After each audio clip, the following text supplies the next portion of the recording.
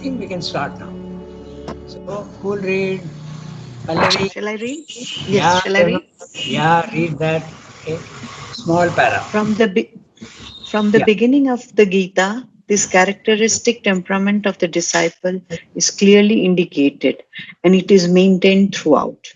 It becomes first evident in the manner in which he is awakened to the sense of what he is doing, the great slaughter of which is to be the chief instrument. In thoughts, in the thoughts which immediately rise in him, in the standpoint and the psychological motives which make him recoil from the whole terrible catastrophe.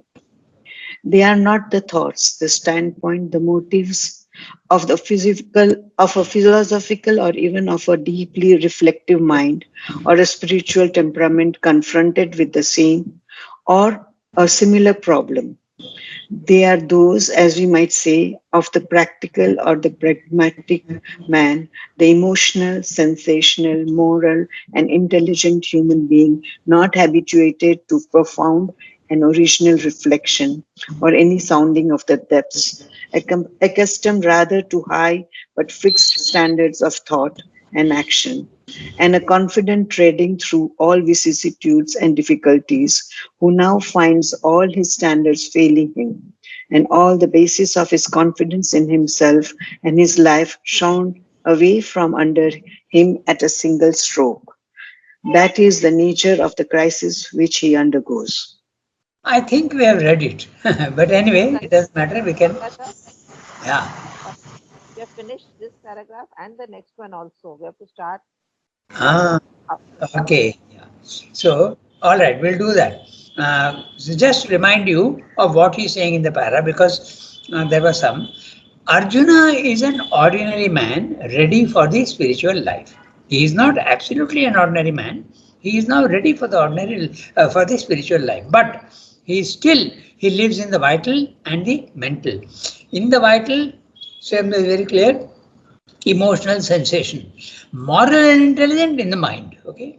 But he is not above the mind. He is not used to profound and original reflection. Then he would have seen that he has to obey Sri Krishna. But he does not, he cannot, because he is living in the body mind life. Okay, so his reaction is very ordinary. It's a reaction of the vital which recoils from a very terrible work. Okay, I think I mentioned also once that the nervousness in the lower vital is most often it is there in everybody. Okay, and it is often compared to compassion. Okay, you can't bear to see very cruel things. Okay, there are some people who can't very in fact that's the reason why nowadays in videos and all that they warn you, they tell you that's the reason because people can get very upset. So it is there are scenes which may be objectionable, so be careful. Don't let children see, they warn you precisely because the lower vital is sensitive in a negative way. It cannot bear too strong and an event. Okay, it can be a bloody murder, it can be something like that, very strong thing you can't. So Arjuna's reaction is exactly that. He's saying impossible for me to kill my own people. Then, so that's it. He is an ordinary man. That's what Srimati is saying in the para. Now, Achana is saying we have read the other one also, but I will quickly read through and we will summarize and then go on to the next. Okay, so we'll read from it is typical. But since there is a little doubt, we will read. I am reading this one so that it can go fast. Arjuna is, in the language of the Gita, a man subject to the action of the three gunas or modes of the nature force and habituated to move unquestioningly in that field. It is so clear in the language of the Gita. Man subject to the action of the three gunas. That means you are identified with your body, your vital, and your mind. The guna in the body, when you are identified, it is tamas. When you are identified with the vital, whether upper or lower, there is an upper vital and a lower vital. That is your rajas. And finally, when you are identified with the mind, it is sattva. So he is ready. Even his sattvic qualities are there, but he recoils. And nature force is prakriti. Prakriti in you, in the individual, is the body mind life. Okay. So you are subject to your body mind life. That's what Kshatriya is. And habituated to move unquestioningly. He does not think deeply. So he is thinking, he agrees to whatever are the laws that he has to follow when he is in the ignorance. That's what Kshatriya is saying. Like the generality of men. He justifies his name only in being so far. Yeah, we have read this also, I remember. Yes. I said, Arjuna, the meaning is white, clear, bright color of the day. Okay, Yes. that's what it. Yes. Yeah, he's right. So he justifies his name in only in being so far pure and sattvic as to be governed by high and clear principles. He is a Kshatriya and he has got very clear principles. The principles of the Kshatriya is governance, purity, protection of the weak, okay, and the moral right. That's the Kshatriya. And impulsive and habitually control his lower nature by the noblest law that he knows. The noblest law for him is the Kshatriya. You have to do the right. Okay, you have to protect the weak. That's the law of the Kshatriya. He is not of a violent asuric disposition, not the slave of his passions. Not the slave of his passions means he is more sattvic than rajasic, but has been trained to a high calm and self-control, to an unswerving performance of his duties and firm obedience to the best principles of the time and society in which he has lived and the religion and ethics to which he has been brought up. Okay, dharma, okay? Dharma of the Kshatriya. He is egoistic like other men, but with the if he that also is in, what is the implication? He is egoistic like other men. He lives in the body mind life. That's the equivalent. Okay? You if you don't live in the body mind life, you can't. The ego disappears. So he is egoistic like other men, but with the purer or sattvic egoism, which regards the moral law and society and the claims of others, and not only or predominantly his own interests, desires, and passions. He can live for others, he can protect the others, not protect only himself. He has lived and guided himself by the Shastra, the moral and social code, the thought which preoccupies him, the standard which he obeys is dharma. That's right. The word dharma also we discussed. The root is dhri. Okay, many people say dharma is religion, dharma is duty. It is not that. It is to hang on to the law which is relevant to the level at which you are. Okay. If you are in the physical world, your dharma is the maintenance of the family, earning a living, taking responsibility for your children. That is the dharma of the ordinary man. The dharma of the artist is to try and find beauty. The dharma of the religious man is to try and live his life according to higher principles. Okay, so dharma meaning goes on changing according to, but basic meaning is living by the laws at which level you are. Okay, dharma. That collective Indian conception of the note, religious, social, and moral rule of conduct, and especially the rule of the station and function to which he belongs. Certainly, is so clear. If you belong to the station, you have to obey the laws of that particular level. Okay? Physical, vital, mental, spiritual. He, the Kshatriya, the high-minded, self-governed, chivalrous prince and warrior and leader of Aryan men. So he has to obey the Kshatriya law, the Kshatriya dharma. Following always this rule, conscious of virtue and right dealing, he has travelled so far and finds suddenly it has led him to become the protagonist of a terrific and unparalleled slaughter, a monstrous evil civil war. Sorry, evil civil war is right. A monstrous civil war involving all the cultured Aryan nations, which must lead to the complete destruction of the flower of their manhood and threaten that ordered civilization with chaos and collapse. The Gita is very clear. It says that when there is destruction of the society, the social dharmas also go, and it goes very far. It says then the women also get corrupted, and there is a confusion at the social level. That's what the Gita says. So, in fact, you can see that happening in the West now. Everything has collapsed and they are all at the physical level, and there's so much of chaos there, even at the level that the Gita mentions. So this is what he said. Now we go to what we have not read today. So somebody, okay, I'll read. yeah, Today I read. can read, Ranganath. Okay, read. It is typical again. It is typical again of the pragmatic man that it is through his sensations that he awakens to the meaning of his action. He has asked his friend and charioteer to place him between the two armies, not with any profounder idea, but with the proud intention of viewing and looking in the face those myriads of the champions of unrighteousness whom he has to meet and conquer and slay in this holiday of fight, so that the right may prevail. It is as he gazes that the revelation of the meaning of a civil and domestic war comes home to him. A war in which not only men of the same race, the same nation, the same clan, but those of the same family and household stand upon opposite sides. All whom the social man holds most dear and sacred, he must meet as enemies and slay. The worshipped teacher and preceptor, the old friend, comrade, and companion in arms, grandsires, uncles, those who stood in the relation to him of father, of son, of grandson, connections by bloody and connections by marriage, connections by blood and connections by marriage. All these social ties have to be cut asunder by the sword. It is not that he did not know these things before, but he has never realized it all. Assisted by his claims and wrongs and by the principles of his life, the struggle for the right, the duty of the Kshatriya to protect justice and the law and fight and beat down injustice and lawless violence, he has never thought it out deeply, nor felt it in his heart and at the core of his life. And now it is shown to his vision by the divine charioteer, placed sensationally before his eyes and comes home to him like a blow delivered at the very center of his sensational, vital, and emotional being. Okay. So interesting para. We'll look at what he's saying. Okay. It is typical again of the pragmatic man. He is he is living in the physical world. He is a very normal, practical man.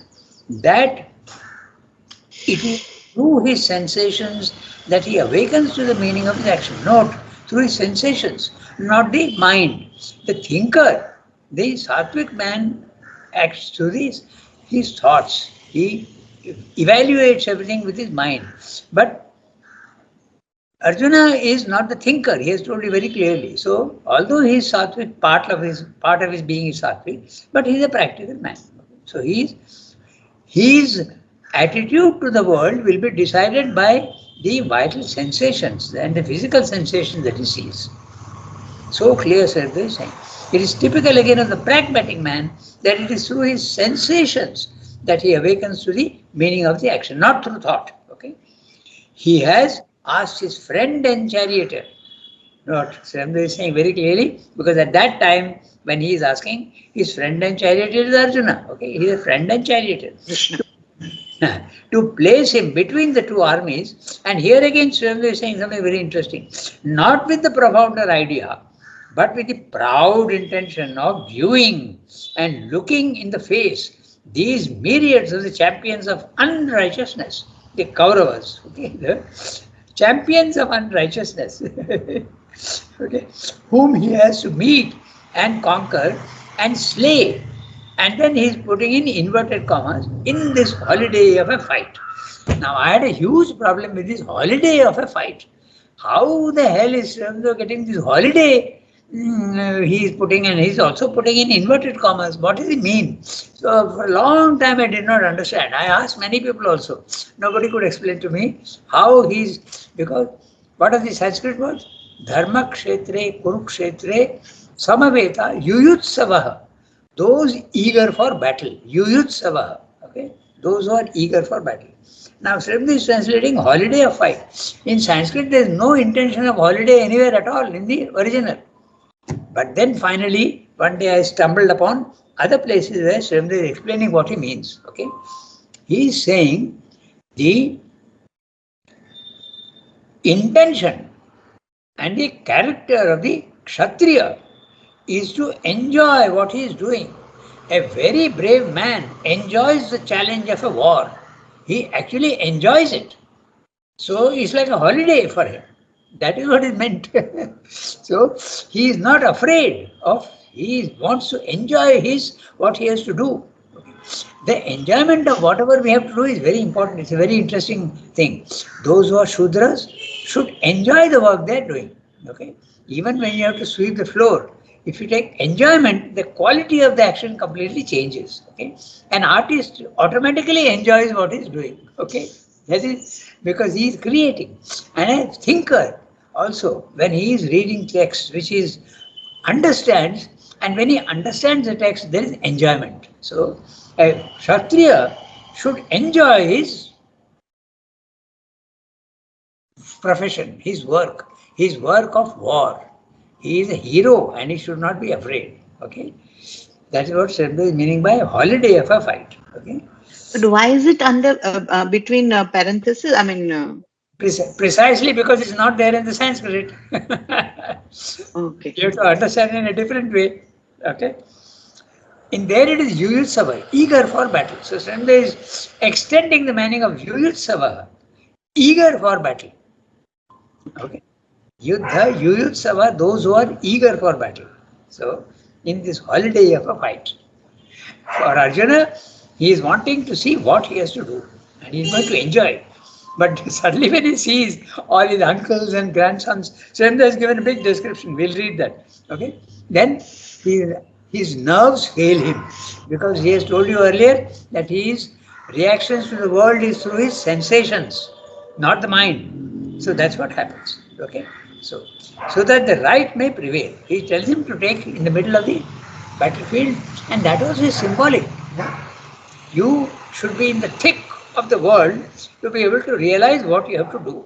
Okay? So if you withdraw yourself from the world, you may not know what you should do. Okay, this is a conclusion.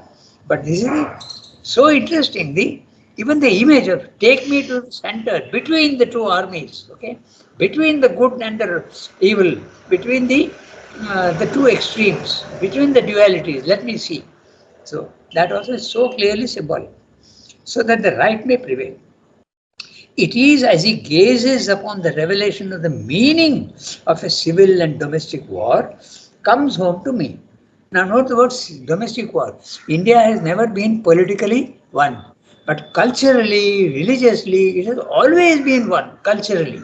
Always, right from Kanyakumari to Kashmir, all the things, all the religions, all the festivals are all common, but with a different meaning. Okay, so it's interesting. Yeah. Deepavali, Durga Puja, okay, Dashera, all these things are all interconnected and we share the same day also, but with a slightly different meaning. So India has never been politically one. That's why civil war. All the nations are civil war. It's not a war between. So it is. When he uses a civil war, it means culturally one nation. Na? So it's interesting what he's saying. Meaning of civil war and domestic war comes home to him. A war in which not only men of the same race, the same nation, the same clan, but those of the same family and household stand upon opposite sides. And he is listing them. All whom the social man holds most dear and sacred, he must meet as enemies and slay. The worship teacher. Now, who is the worship teacher, remember? And Drona. Dronacharya, that's right. The old friend. Who is the old friend? Comrade and companion in arms. Okay. In fact, his own Karna also his own brother, but he doesn't know he's his brother. Okay. Grandsires. Who is the grandsire? Bhishma. Yeah, Bhishma. Bhishma Pitama. Yeah, Bhishma Pita. Uncles. Okay, there are many uncles. I've forgotten the names. But those who stood in the relation to him of father, of son, of grandson, connections by blood and connections by marriage. All these social ties have to be cut asunder by the soul. This is what he realizes through his sensation, not through the mind.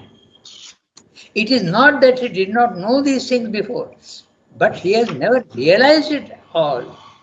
Obsessed by his claims and wrongs and by the principles of his life, the struggle for the right, the duty of the Kshatriya, to protect justice and the law and fight and beat down injustice and lawless violence, he has neither thought out deeply nor felt it in his heart and at the core of his life.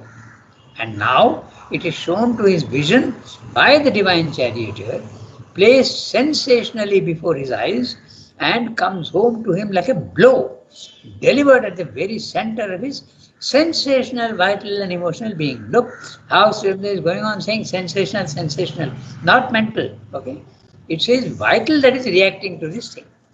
And now Sri Krishna will tell him, don't react vitally, react from the mental level or even above the mental level. Raise yourself to a higher pitch, and your laws and your ideas will change. That's what he said. Okay? Very clear how Srimad is analyzing. That's why people find the essays on the Gita absolutely marvelous. The best commentary among the Indian commentaries. In fact, everybody has commented on the Gita, right from Shankaracharya to all the other saints in Maharashtra and even modern day, even Bal Gangadhar Tilak. He has also commented on the Gita. Even in the ashram, 5 people have commented on the Gita. So it is so important a book.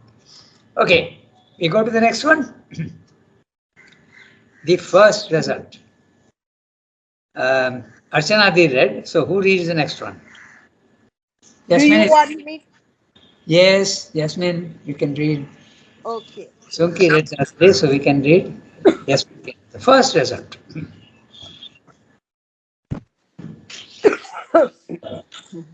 Yeah. The first result is a violent, sensational, and physical crisis which produces a disgust of the action and its material objects and of life itself. He rejects the vital aim pursued by egoistic humanity in its action, happiness and enjoyment. He rejects the vital aim of the Kshatriya, victory and rule and power and the government of men.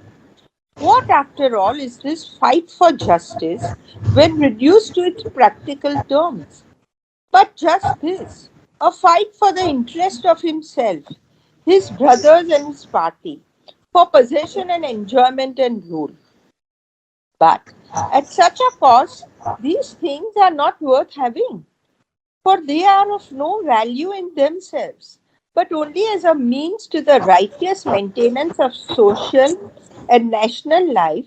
And it is these very aims that, in the person of his kin and his race, he is about to destroy. And then comes the cry of his race, he is about to destroy. Sorry, and then comes the cry of the emotions. That's right. These are they for whose sake life and happiness are desired for our own people. Who would consent to slay these for the sake of all the earth, or even for the kingdom of the three worlds? What pleasure can there be in a life? What happiness? What satisfaction in oneself after such a deed? The whole thing is a dreadful sin. For now, the moral sense awakens to justify the revolt of the sensations and the emotions. It is a sin. There is no right nor justice in mutual slaughter. Especially are those who are to be slain the natural objects of reverence and of love, who those without whom one would not care to live. And to violate these sacred feelings can be no virtue, can be nothing but a heinous crime. Granted that the offense, the aggression, the first sin, the crimes of greed and selfish passion, which have brought things to such a pass, came from the other side. Yet armed resistance to wrong under such circumstances would be itself a sin and crime worse than theirs because they are blinded by passion and unconscious of guilt. While on this side, it would be with a clear sense of guilt that the sin would be committed. And for what? For the maintenance of family morality, of the social law and the law of the nation? These are the very standards that will be destroyed by this civil war. The family itself will be brought to the point of annihilation, corruption of morals, and loss of the purity of race will be endangered. The eternal laws of the race and moral law of the family will be destroyed. Ruin of the race, the collapse of its high traditions, ethical degradation, and hell for the authors of such a crime. These are the only practical results possible of this momentous civil strife. Therefore, cries Arjuna, casting down the divine bow, an inexhaustible quiver given to him by the gods for that tremendous hour. It is more for my welfare that the sons of Dhritarashtra, armed, should slay me unarmed and unresisting. I will not fight. Yeah, I will not fight. So he has given up his Kshatriyahood. He has given up his Kshatriyahood. So this is the crisis that he faces in life. Very interesting para. We'll have a look at the long one page, but we'll have a look. There are many things to be discussed here. It's very interesting if you go a little into depth. The basic idea is very clear. He sees that he has to kill his own grandsons, his grandparents, his pitamaha, he has to kill his uncles and whatnot, his cousins. Kauravas are all his cousins and in a sense companions. So he has to kill them all. Impossible. I can't do it. You see? Violent, sensational, physical crisis. Okay? Physical crisis, which produces a disgust of the action and its material objects and of life itself. Now, note very interestingly, physical crisis. When your vital actually reacts to something very, very violent, there is usually a trembling in the body. Okay? When people get angry, also, you will see that many people, their body starts becoming, it starts trembling. Okay? So, it's a physical reaction. He is so struck by this horrible deed that he has to do, he loses all courage and he loses all his determination, gone, and the body starts trembling. Okay, the Gita is very clear on it, and he throws down his Gandiva and says, "I will not fight." So, the violent, sensational, and physical. It's not a thought. He is not thinking and saying, "No, this is wrong. I will not do." It's not. It's a physical reaction. Okay, which produces a disgust of the action as material objects of life. He rejects the vital aim pursued by egoistic humanity in its action. And what is the vital aim? Happiness and enjoyment. Everybody wants happiness and enjoyment. That's a vital aim of life in general humanity. He rejects the vital aim even of the Kshatriya, okay? Because Kshatriya has to fight, it's his duty to fight. Okay? By the way, it reminds me, I'll tell you something interesting. It's a little side story, but still. In the Indian Army, one of the best trained in the world, the Indian Army. Okay? And it is not like that in other countries. In fact, in America, they employ professional soldiers because they don't get enough people to do that. They're called mercenaries. Okay? And in Britain, they have to employ Indians during the war. Okay? But in India, these soldiers are trained. Fantastic training is there, and they are given even. You have to fight for your country and stand up for your country. Okay, these are the values given to you. Don't care for your life. Many classes are held in the Indian Army. That's why it's considered one of the best trained armies in the world. Okay, and that is the reason why recently, when in Galwan, okay, their captain of a particular group was attacked by the Chinese. The soldiers didn't care for their life. They were ordinary soldiers. They went and finished off the Chinese. Okay, so this is their Kshatriya, the victory and rule and power. This is what you have to do. In other countries, it's not like that. In fact, it's a well-known fact now in China. The Chinese people are not trained for that. They are not trained, and that's why the Chinese have become frightened. And I'm going a little out of the subject, but it's interesting to note all these things. They actually are putting robot soldiers on the border, not human beings, because the human beings won't fight properly. Okay. So they inflicted a tremendous thing in Galwan Valley. 20 soldiers, Indian soldiers died, but they died more than 40, 50. One account says even 100, but the Chinese won't admit. Okay. I've gone a little out of the way, but this is the training that a Kshatriya should get. Okay. So, victory and rule and power and government of men. Now, he is thinking, I have to kill all these people. What, after all, is this fight for justice when reduced to its practical terms? But just this, a fight for the interests of himself, his brothers, and his party, for possession and enjoyment and rule. Is that only what this war is all about? To just promote my own interests? He is thinking. Okay? But at such a cost, these things are not worth having, for they are of no value in themselves, but only as a means to the right maintenance of social and national life, and it is in these very aims that in the person of his kin and his race he is about to destroy.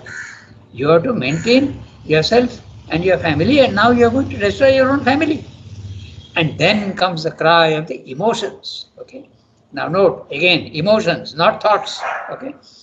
These are they for whose sake life and happiness are desired. It's for the family that one works and tries to get enjoyment for the family and your relatives. Our own people, the swajana, okay, the word used in the Gita, swajana, your own people. Sridhar is put in double quotes. Okay, so who would consent to slay these for the sake of all the earth? He says, let alone even the kingdoms of the three worlds, but even I will not even fight for the kingdom of the three worlds. Why should I fight for a kingdom on earth? Okay. What pleasure can there be in life? What happiness? What satisfaction in oneself after such a deed? It will be a bloodied enjoyment. It will be a enjoyment covered with blood. That's what you use in the Gita. Okay. Blood-stained enjoyments. The whole thing is a dreadful sin, for now the moral sense awakens to justice to justify the revolt of the sensational slaughter. Now, after the emotional outburst, the moral idea comes in. The mind in its limited way. The morality is a product of the mind. So, he is now coming to the mind. And there also, he is justifying his vital. Now that's also interesting because we are all the time justifying our vital desires. So here he is vitally saying don't fight. Okay, it's a vital reaction. And now his mind is supporting it. Okay. So this is what shall they say. The whole thing is a dreadful sin. For now the moral sense awakens to justify the revolt of the sensations and the emotions. The mind is supporting the vital. It's a sin. There is no right nor justice in mutual slaughter. Especially are those who are to be slain the natural objects of reverence and of love. They are my own gurus. Okay, Dronacharya is my guru. How can I kill him? Those without whom one would not care to live. And to violate these sacred feelings can be no virtue, can be nothing but a heinous crime. Heinous crime. Heinous crime. I don't know exactly how to pronounce it. Anyway, heinous crime. Horrible. Very, very sinful. Heinous crime.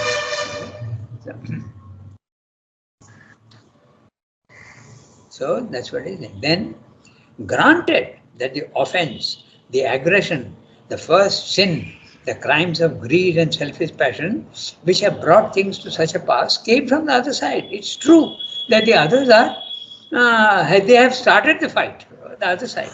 Yet, I will not. Now he says something very interesting. Yet, armed resistance to wrong under such circumstances would be itself a sin and crime worse than theirs because they are blinded by passion and unconscious of guilt, while on this side it would be with a clear sense of guilt that the sin would be committed. He is answering. He is saying it's true that the other people have started the fight, but they are doing it because they are blind and they are completely misguided by their vital. But if we fight back, it will be with a clear sense. I am going to commit a crime. I with a clear sense, so I should not do it. Okay. And for what? For the maintenance of family morality, of the social law and the law of the nation. These are the very standards that will be destroyed by the civil war. Okay. The Sanskrit is very interesting. Okay, he says, Swajanam Krishna Yuyutsam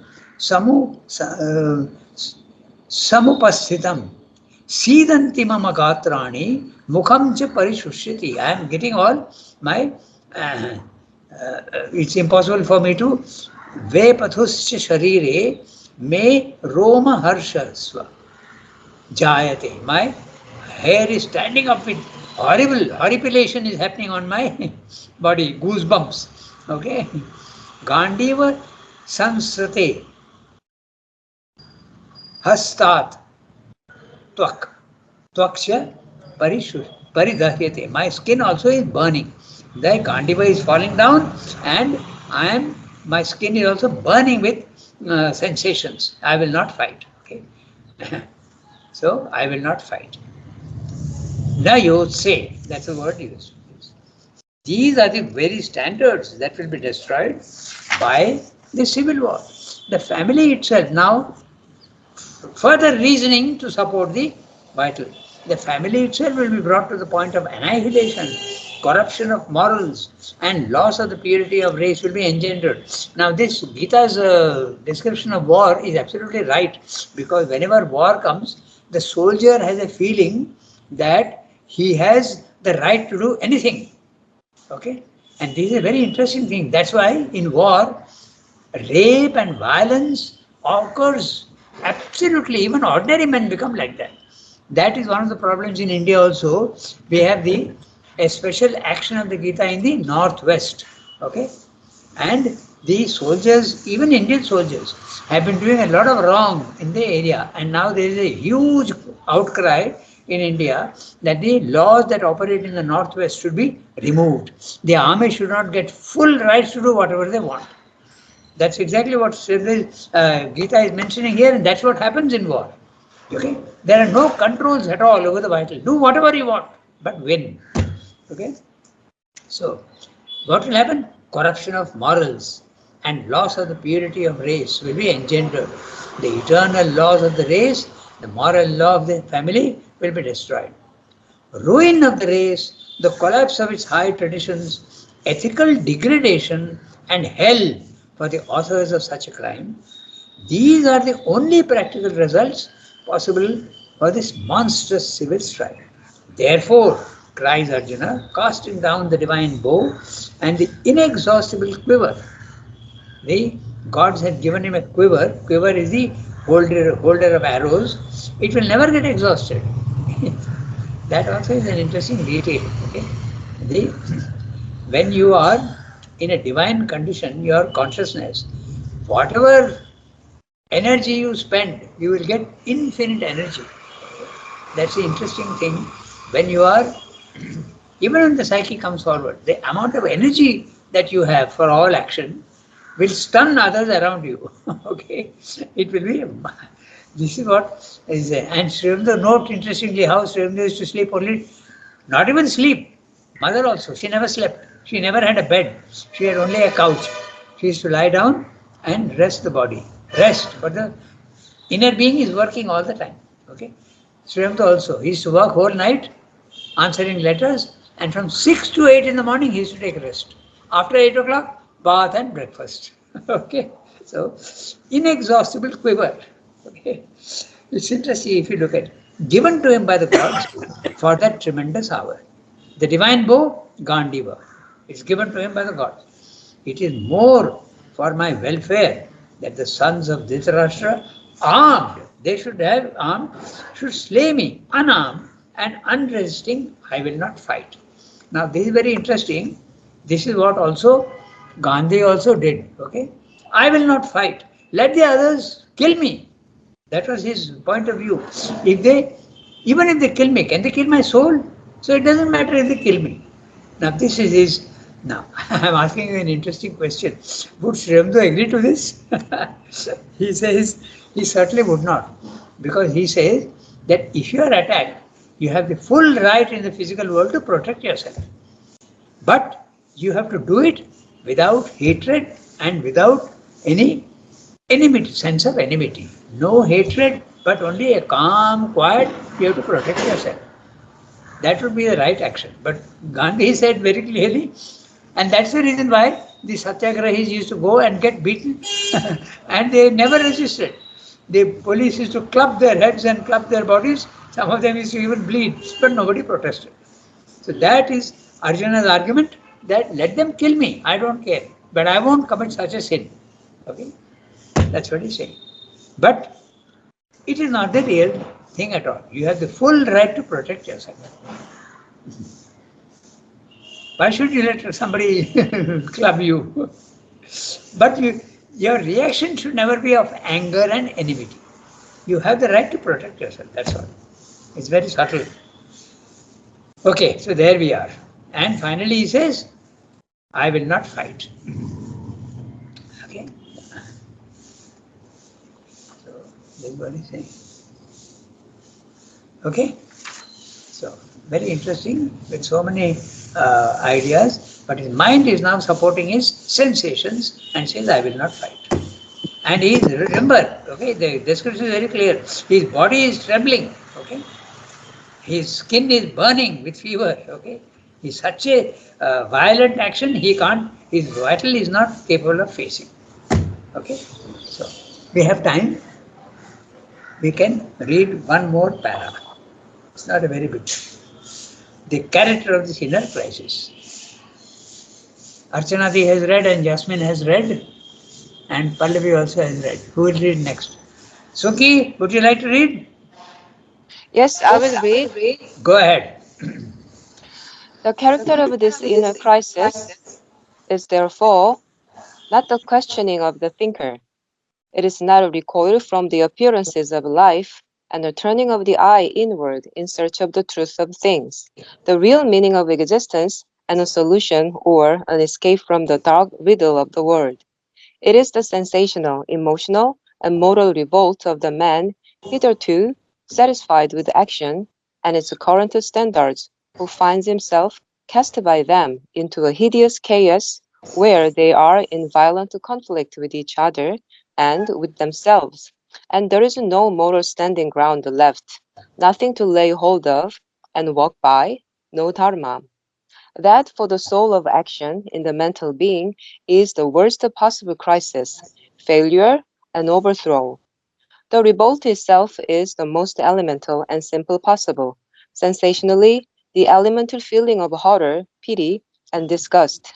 Vitally, the loss of attraction and faith in the recognized and familiar objects of action and aims of life.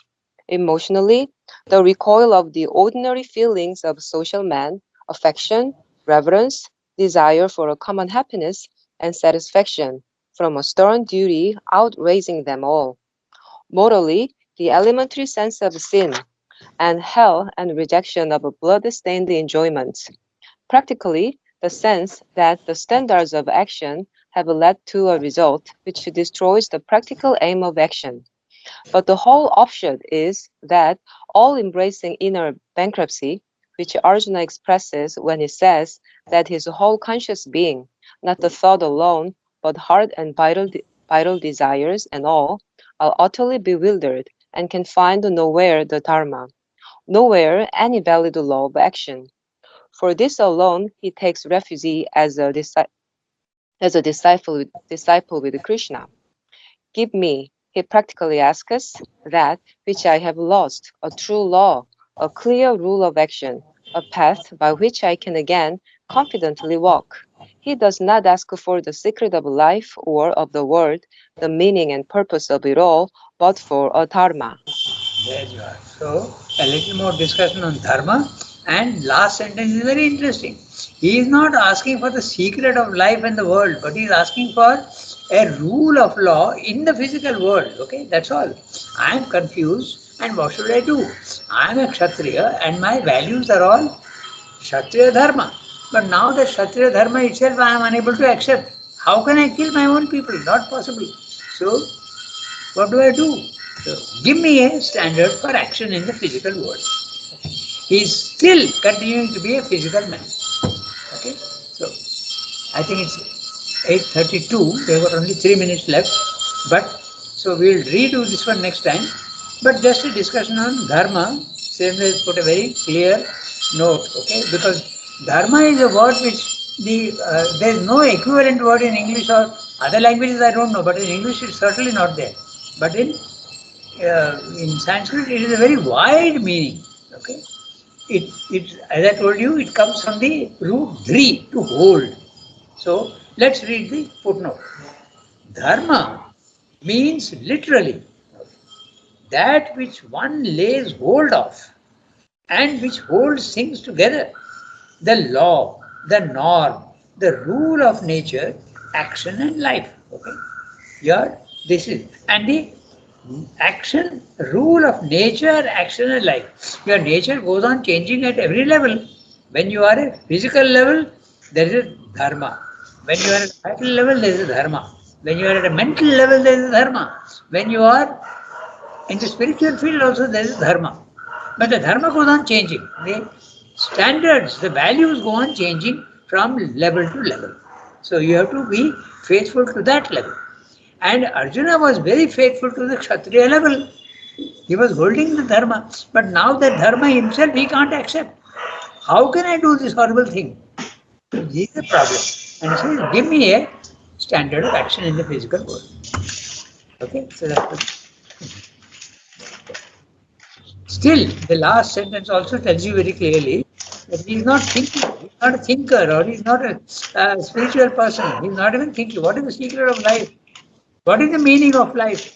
He is not asking. He is only asking for a law of action in the physical world. Okay? Very interesting. That's why Swamda's essay on the Gita is fantastic. And this whole paragraph is the nature of the revolt. What is the nature of the revolt? It is sensational, and Swamda is giving very, very clearly. We'll do that next time. There is not enough time. There is only 1 minute left. He is discussing sensationally what it means, vitally what it means, emotionally what it means, morally what it means, and practically what it means. So, the nature of the revolt. What is the revolt coming from? Okay. Sensational, emotional, and moral.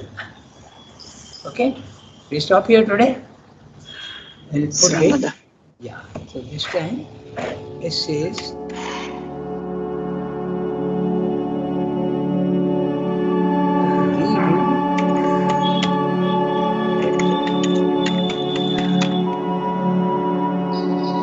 Merci beaucoup. Okay. Merci Rangada, bonne journée. Bonne journée, and yeah, au revoir everybody. Have a nice day. Okay. Thank you, Rangada.